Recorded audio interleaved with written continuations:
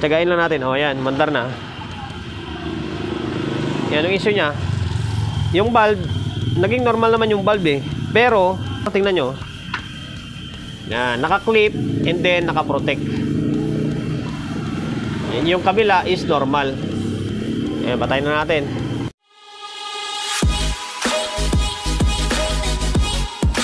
Welcome to my vlog.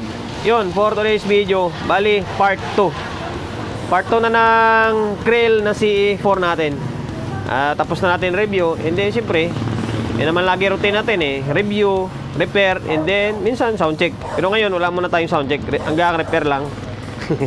Ulitin ko sa mga hindi pa nakapagpanood ng mga previous vlog natin. Ang mayari nito is taga Bulinaw, Pangasinan. Yan, pinadala sa atin dito by Victory Liner. Ayun, shoutout sa mayari nito. And then maraming salamat sa pagkakatiwala ng unit ito sa akin.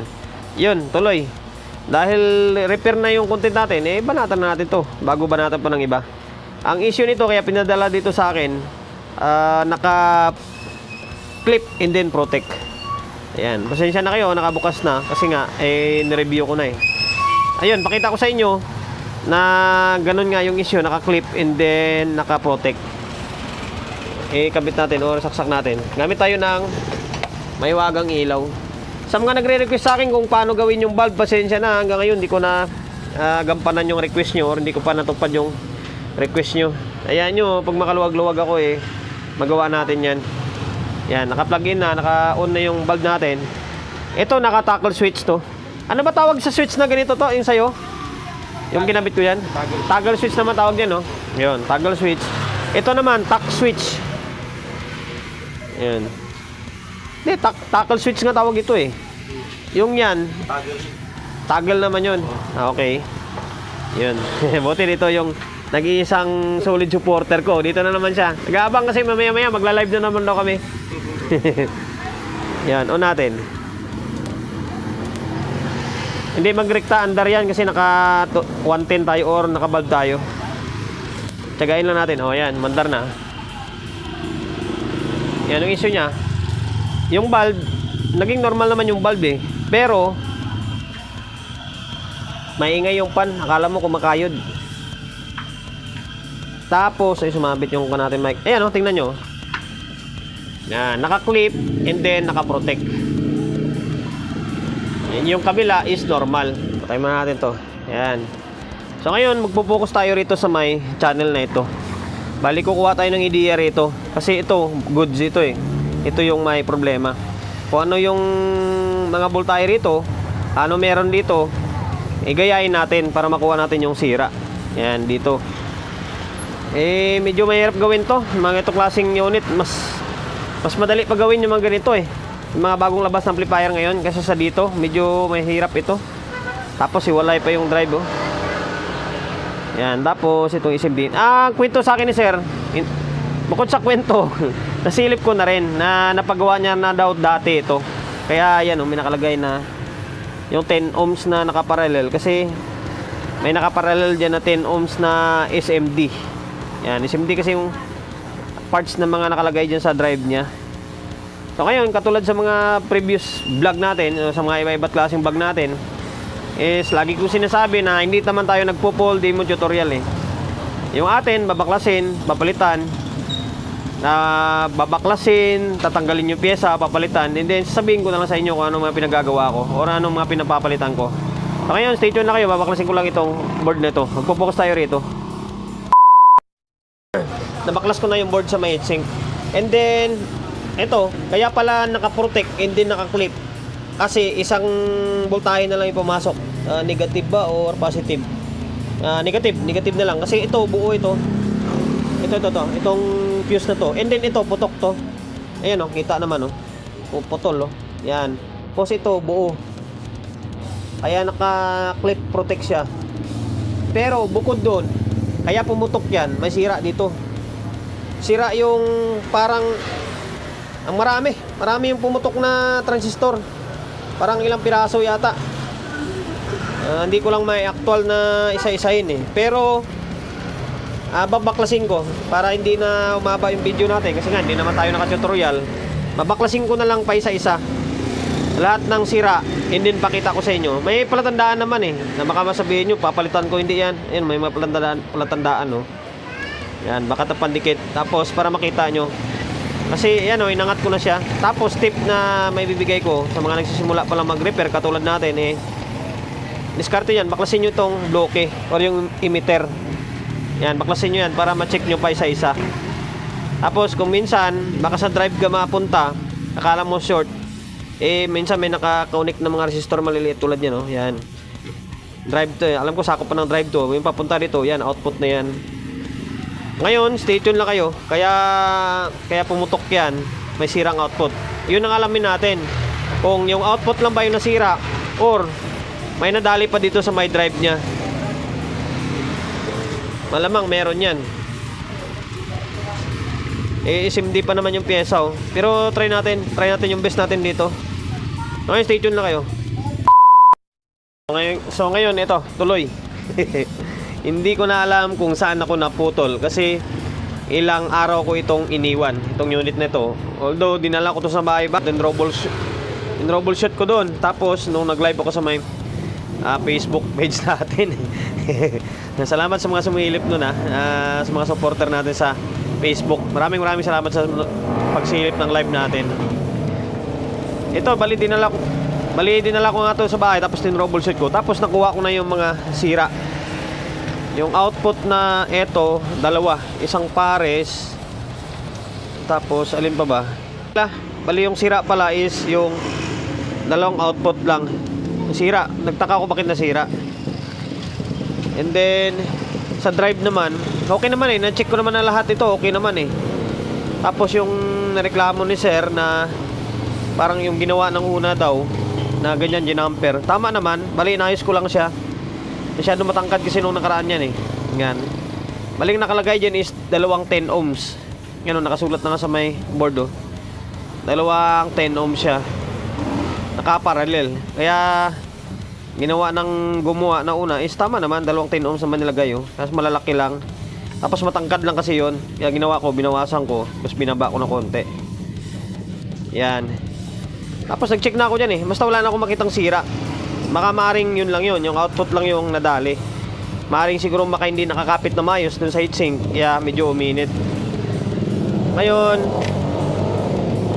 in terms naman sa mga trimmer nito, itong unit na ito, itong grill is bihira masira yung mga kwan nila.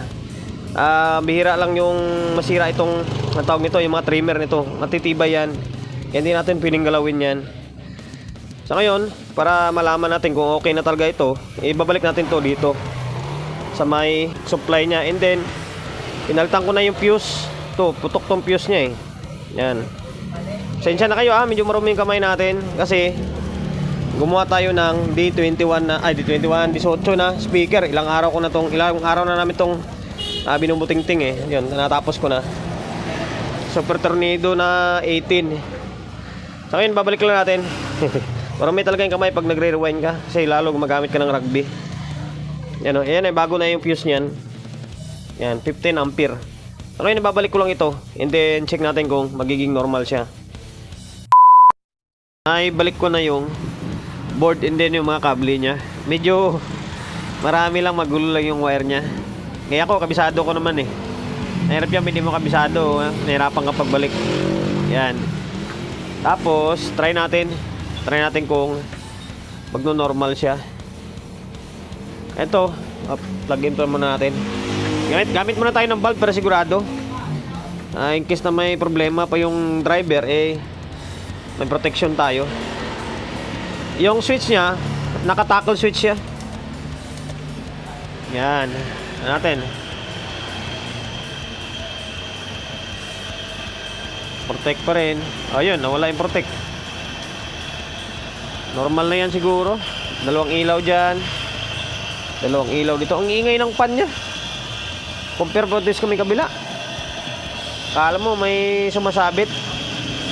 Or maaari din siguro. Kaya nagka-problema yan. Hindi, malakas yung hangin eh. Wala lang kung napalitan na yan. Ngayon, try natin sukatan nga ng kwanto. Ng biasing. Mali, kaya natin dito sa may kabila. Para masabi natin na parehas. Iba yung disenyo nito eh. Teka lang ha. Iba yung design nito kasi sa mga bagong labas na amplifier ngayon. Ito, ano to dito? Negative, 1943. Dito sa drive niya, 5 dito tayo magsukat. Balik-balik rin natin. Para gayang-gaya siya. Iba yung... Teka lang ha. Ayan, inayos ko lang. Kasi yung A, nandito na side. Yung C dito eh. Dito na side is C, A. Try natin. Kailangan magaya natin yung kabila. Kailangan pamarehas. Ayun, try natin sukatan ulit.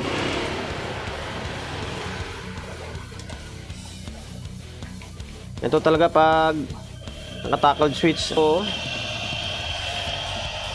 Ito, sana ako na. Pasensya na, magalaw talaga yung camera natin.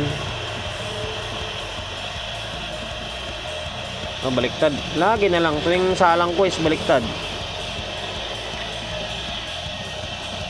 Halos lahat na lang ng content natin. Unang salang ng test pro, baliktad. Dito. Baba pala ng bias niya, oh. Halos na sa kulang-kulang 0.25. Oh. Yan, kulang-kulang 0.25. Ngayon, ito rin yung sukatin natin. Dito sa ilalim yung A.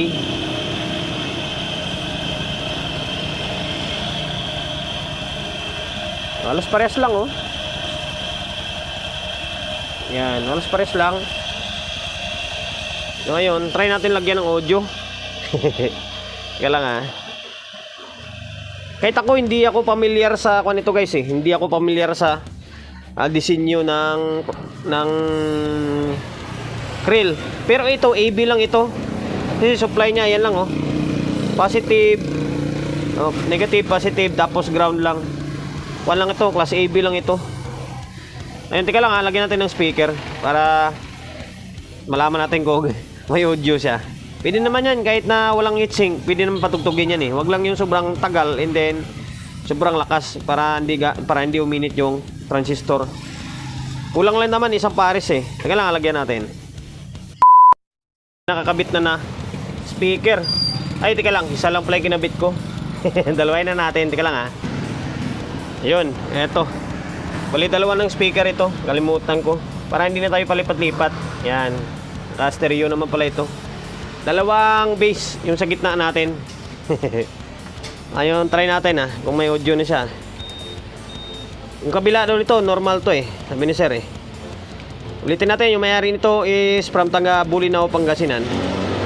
Bali, pangalawang unit na niya. Sa una is Mikel na 12. Ngayon, pangalawa itong krill na C4. May kasunod pa to, LX20 daw. Pinadala lang via Victory Liner. Play muna natin yung audio source natin. Laptop, wala tayong processor. Testing lang naman eh.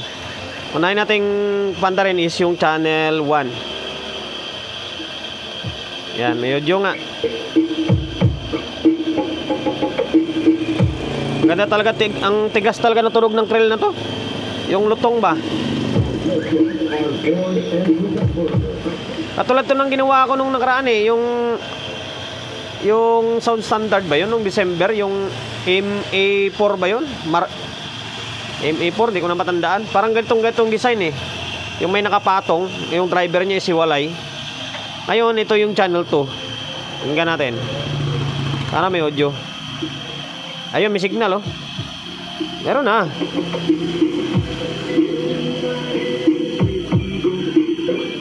Oh, ha? Tapayin natin, baka mamaya may init agad. Hindi pa naman. Yung drive dyan yung init. So, yan, maligam-gam dito. So, ngayon, maandar na eh. Oh.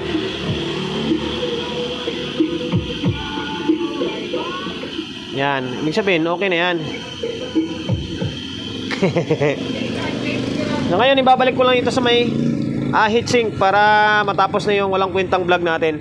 And then mag-add pa tayo ng isang transistor. Yung itong blanco, dati na yung blanco eh. Isa lang, isang pares lang. Hindi naman kasama sa usapan namin ni sir na dagdagan to eh. Ngayon, stay tuned lang kayo.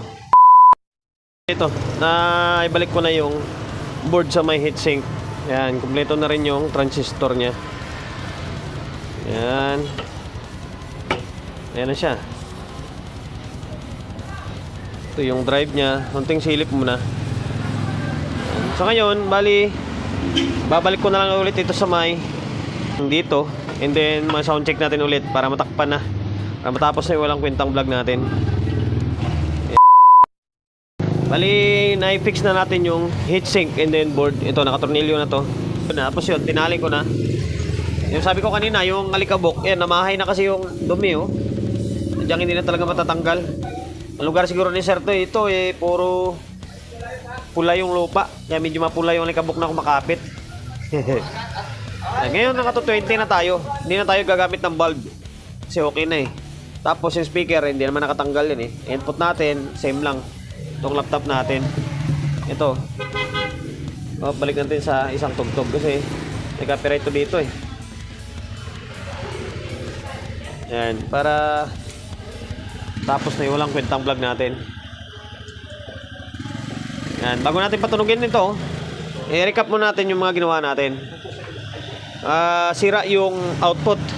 Dalawa, pinalitan natin. Yan, fuse, kaya bumigay yung fuse, oh. Yan. Tapos, ano ba? Yun lang, yung dalawang kwan lang naman, eh. Dalawang fuse. Then yung iba, sikreto ko na yun. Hindi naman lahat ng vlogger sinasabi lahat yan, eh. Siyempre yung mga diskarte or mga technique na ginagawa, hindi naman talaga totally nila sinasabi yan. Yung mga kwan lang ba? Yung mga basic lang. Ayan. Ngayon, volume natin. Yan. Ito yung channel na may problema, eh. Channel 2. Okay, no? Yan.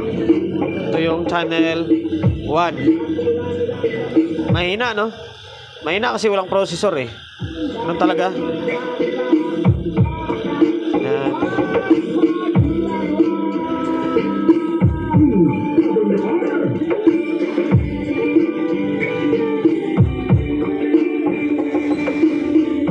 Pansin ko parang malutong yung tunog nito.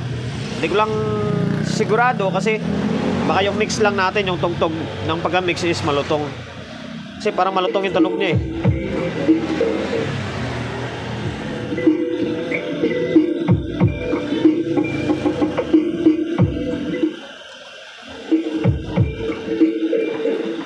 O, yun lang. Hanggang dito na lang yung walang kwentang video natin. Uminit ba? Wala, hindi naman uminit, eh. Normal naman, eh. Sir from Bulinaw, Pangasinan. Okay na yung grill na CE4 nyo, sir.